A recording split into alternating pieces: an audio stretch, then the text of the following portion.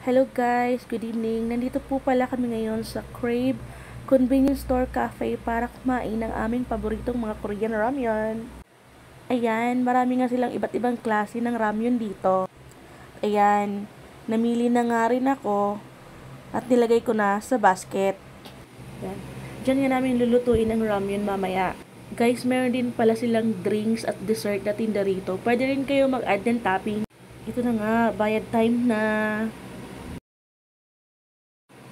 Yarn, mag-e-etchos-etchos na kami ng pagluluto dito. Good luck sa aming dalawa. Mekas-mekas na yan, insan. Halo-halo na lang.